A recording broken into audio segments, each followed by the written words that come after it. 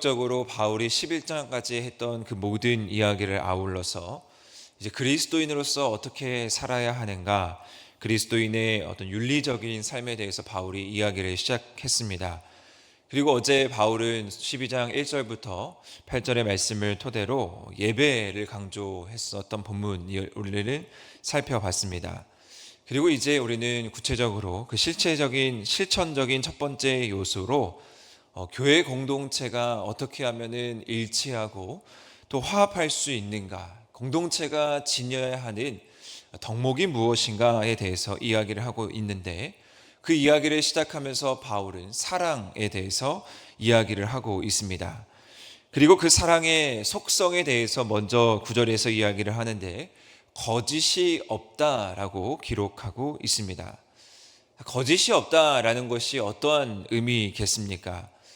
진실하다, 또 순전하다라는 의미를 담고 있는데, 즉 사랑이라는 것은 어떤 꾸밈이나 위선이 없는 그 자체로 완벽한 속성이고, 그 자체로 아주 고귀함을 나타내는 단어가 바로 이 사랑, 거짓 없는 사랑에 담겨 있다라는 것이죠. 그리고 무엇보다 이 사랑은요, 우리 하나님을 일컬어서 하나님은 사랑이시다라고 말씀하신 그 말씀을 토대로 우리는 하나님의 속성 그 자체가 바로 이 사랑임을 알 수 있습니다. 우리는 먼저 바울이 제시하고 있는 이 사랑을 묵상하면서 주님의 사랑을 다시 한번 이 새벽 깊이 묵상하기를 소망합니다. 우리에게 제시하는 사랑의 표본인 하나님의 사랑, 예수 그리스도의 십자가를 통해서 우리에게 보여주신 완벽하신 사랑, 그 사랑이 우리에게는 거짓 없는 사랑이고, 그 사랑이 우리에게는 진실하신 사랑이었습니다. 완벽하신 사랑이 우리 삶에 먼저 자리하는 것, 그 모든 것의 기반이 되는 것이 바로 하나님의 사랑임을 기억하며 나아가시기를 바랍니다. 그래서 이 사랑은요, 자연스럽게 뒤의 말씀과 이어집니다. 악을 미워하고 선에 속하는 편에 서는 것입니다. 악을 미워하고 선에 선다라는 것은 하나님과 반대되는 속성, 즉 악을 미워하게 되는 것이죠. 바울이 강조하고 있는 논리는 무엇이냐면요, 그리스도 안에서 믿음으로 의롭게 된 자들은, 그리스도 안에 속해 있는 자들은 더 이상 악의 영역, 죄 가운데 머물 수 없다라는 것입니다. 우리가 죄에 대해서 이미 죽은 자이기 때문에 우리가 다시는 우리의 육체를, 우리의 정욕을 죄에게 넘겨줄 수 없다라는 사실이죠. 이처럼 그리스도 안에서 이미 하나님과 새로운 관계를 형성한 그리스도인, 교회 공동체의 일원은 지속적으로 악을 미워하고 선에 속하는 일에 힘써야 한다라는 것을 말씀하고 있는 것입니다. 자, 이러한 일들, 사랑으로 악을 미워하고 선에 속하게 되면 이제 어떤 일이 자연스럽게 일어나게 되냐면요, 10절의 말씀과 같이 형제를 사랑한다라는 결론에 이를 수 있게 되는 것입니다. 왜냐하면 그 기반에 사랑이 있기 때문이죠. 예수님의 말씀에서도요, 예수님께서 강조했던 말씀이 무엇이냐면, 우리에게 주신 새 계명이 무엇이냐면, 하나님을 사랑하고 하나님을 사랑하는 것 같이 내 이웃을 내 몸과 같이 사랑하라 라고 말씀하시지 않았습니까? 그런데 오늘 10절 말씀에 보시면 이 말씀을 바울은 조금 더 구체적으로, 조금 더 실천적으로 이야기를 하고 있는데, 10절 말씀 후반부에 보시면 서로 먼저 한다라는 말씀, 이 말씀에 은혜가 있는 것입니다. 서로 사랑하고 서로 우애하고 서로 존경하는데 어떤 억지로 하는 것이 아니라, 인색함으로 하는 것이 아니라, 유대인들이 그러했듯이 남에게 보여주려고 하는 것이 아니라 서로 먼저 하기 바쁘다라는 것에 은혜가 있습니다.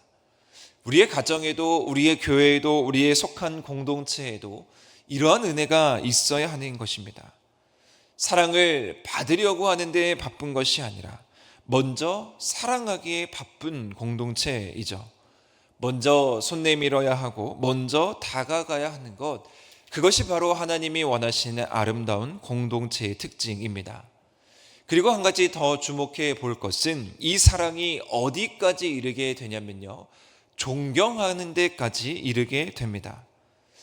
우리가 상식적으로 형제를 존경한다라는 것은 결코 쉬운 일은 아닙니다. 높은 사람을 존경하거나 내가 존경할 만한 위인을 존경하는 것은 우리가 쉽고 또 당연하게 여길 수 있지만, 나와 같은 입장에 있는 형제를 존경한다, 그것은 결코 쉬운 일은 아니죠. 그런데 이것이 어떻게 가능하겠습니까? 하나님의 마음을 품을 때, 하나님의 사랑을 품을 때 가능하게 됩니다.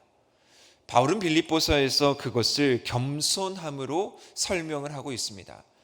그리스도인은 날마다 예수 그리스도를 생각하며 날마다 겸손하며 상대방을, 사람들을 대합니다라고 빌립보서에서 바울은 기록하죠. 우리가 형제를 대할 때, 우리가 공동체에 있는 사람들을 대할 때 우리가 진심으로 그들을 사랑하면 어디까지 이르게 되냐면요, 존경하는 마음, 즉 그것은 우리 안에 겸손이 있을 때 가능하다라는 것을 바울은 이야기합니다.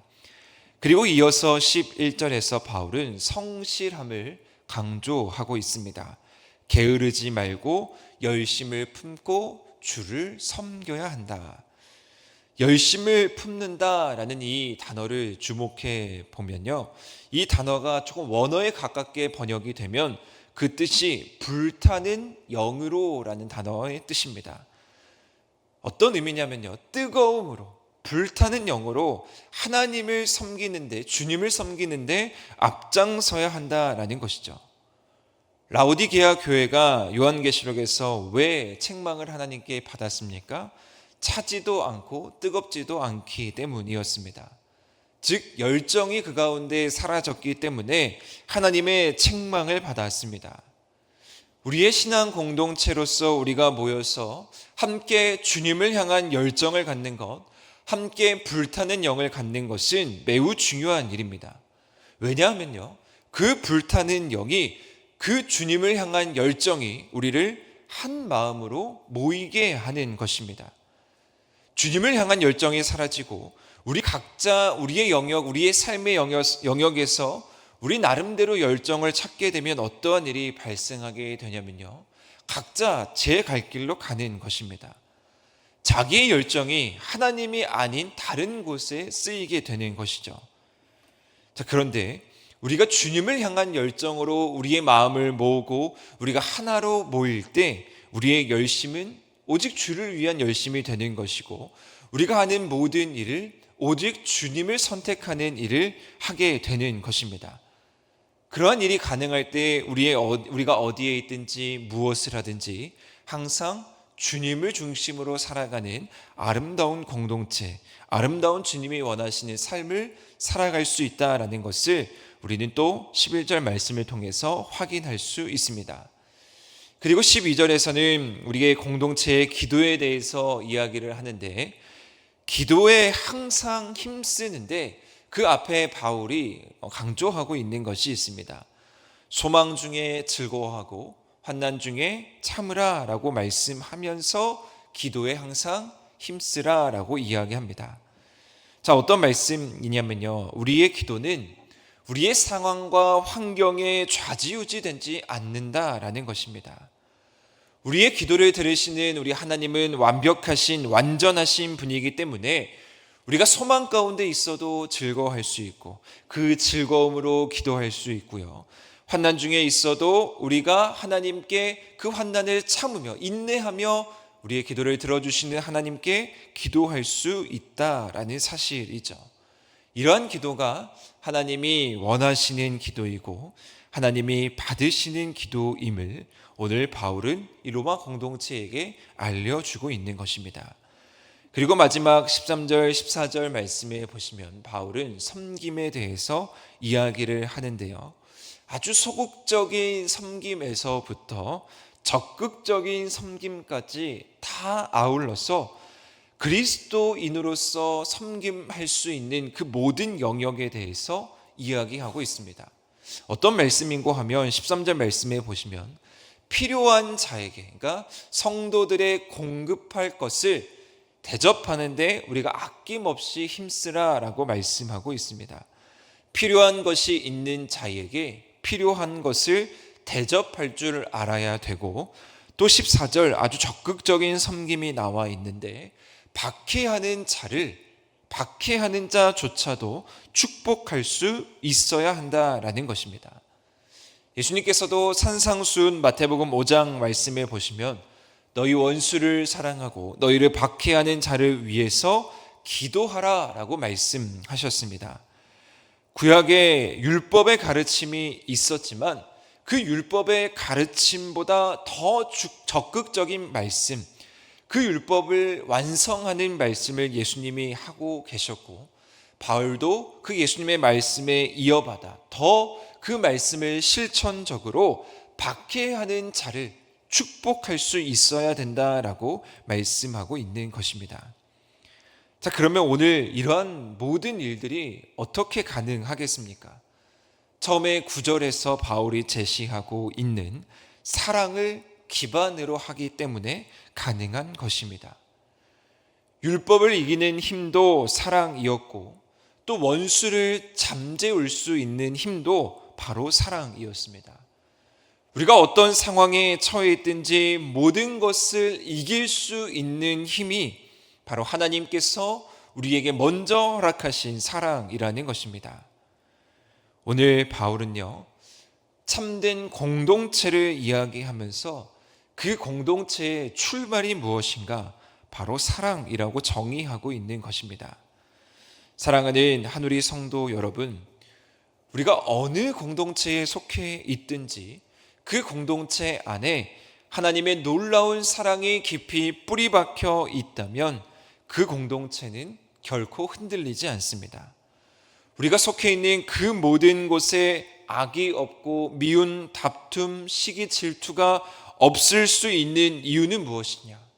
우리가 진심으로 서로를 존경하고 진심으로 서로를 섬길 수 있는 이유는 무엇이냐? 우리가 같은 목표를 바라보고 뜨거운 열정으로 서로를 위해서 기도할 수 있는 힘이 무엇이냐? 다 사랑에 기반된다라는 것입니다. 따라서 우리는 오늘 이 말씀을 붙들고 우리가 또 오늘 우리의 삶을 살아낼 때 먼저 우리가 속해 있는 이 공동체를 위해서 사랑으로 다시 한번 기도하며 나아가는 귀한 새벽 시간 되시기를 바랍니다. 사랑으로 하나 되는 공동체, 진정으로 서로를 존경할 수 있는 공동체, 서로의 필요를 나누고 진심으로 축복할 수 있는 공동체, 그러한 공동체가 우리의 가정이 되기를 소망하고 우리 한우리 교회가 되기를 소망합니다. 결국에는 사랑이 모든 것을 덮습니다 라는 이 말씀을 붙들고 오늘도 우리에게 주신 이 말씀으로 우리가 처해 있는 곳곳에서 하나님의 말씀을 전하고 승리하는 귀한 하루 되시기를 주님의 이름으로 간절히 축원드립니다.